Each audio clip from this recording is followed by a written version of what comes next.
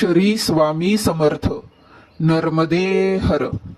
महाराजांच्या निर्वाणानंतर अक्कलकोटमधील चित्र पालटून गेले. भक्तांची ये जा वर्दळ धामधूम संपली.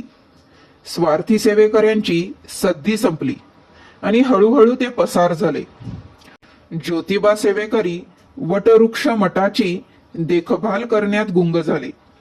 सुंदराबाईंना यत्नाळहून स्वतः महाराजच अक्कलकोटास सेवेसाठी पुन्हा घेऊन आले होते.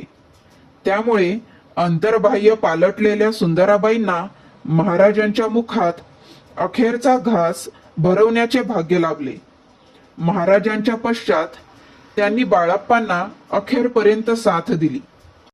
बाळाप्पांचे कुटुंब पुढे अक्कलकोटातच स्थिरावले. परंतु बाळाप्पा पुन्हा त्यांच्यात गुंतले नाहीत. उलट महाराजांच्या पश्चात ते अधिकच अंतर्मुख व विरक्त झाले.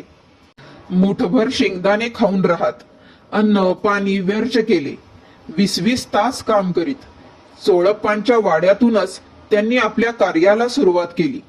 वार्षिक उत्सव, अन्नदान, भक्तांना मार्गदर्शन याबरोबर परप्रांती भ्रमण सुरू केले. महाराजांची शिकवण घरोघरी पोचावी यासाठी ते अक्कलकोटच्या बाहेर पडले. प्रांतोप्रांती हिंडू लागले. स्वामींच्या पादुका मस्तकी धारण करून स्वामीदास बाळाप्पा महाराजांनी मैलोनमैल प्रवास केला. स्वामीदास बाळाप्पा महाराजांनी स्वामींचा उपदेश, त्यांचे परखड विचार व शिकवण याचा प्रचार व प्रसार सुमारे 32 वर्षे अखंडपणे केला. गावोगावी क्षेत्रोक्षेत्री स्वामी भक्तीचा जागर केला. महाराजांचे शिक्कामोर्तब भाळी धारण करून ठिकठिकाणी मठ मंदिरे निर्माण केली. विहिरी खोदल्या. महाराजांचे चरणतीर्थ व अंगारा देऊन शेकडो लोकांच्या वेदना, व्यथा व व्याधी दूर केल्या. अशक्य कार्य शक्य करून मनामनात विश्वास जागृत केला. ह्या निस्वार्थ निर्लस कार्यामुळे ते प्रतिसमर्थ ठरले. साधू महाराज म्हणून प्रांतोप्रांती त्यांची ख्याती झाली. अखेरीस सन 1900च्या दरम्यान जालना येथे त्यांनी मठ स्थापन केला. त्या काळी जुन्या जालन्यात मोतीवाले सराफ, देशपांडे आणि कुलकर्णी ही 3 मातब्बर घराणी होती. पैकी सदाशिवराव हे जालन्याचे कुलकर्णी.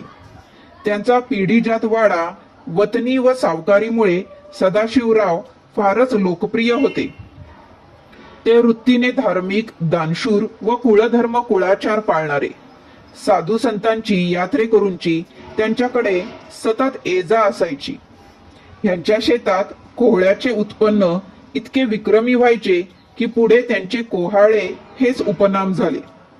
या सदाशिवराव कोहाळेंची व बाळाप्पा महाराजांची गाठभेट घडून बाळाप्पा महाराजांनी त्यांच्या देवघरात स्वामींच्या पादुकांची स्थापना केली आणि मठाची मुहूर्तमेढ उभारली.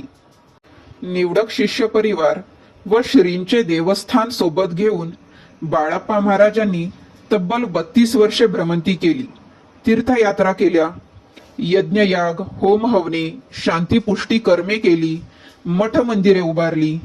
मुंबई, पुणे, ठाणे, कोल्हापूर, नागपूर, जालना, मूर्तिजापूर, फलटण, मराठवाडा, विदर्भ, छत्तीसगड, विलासपूर असा हजारो मैलांचा प्रवास त्यांनी केला.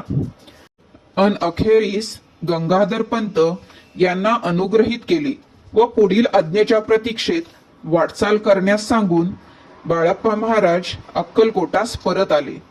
बोला श्री स्वामी समर्थ. नर्मदे हर.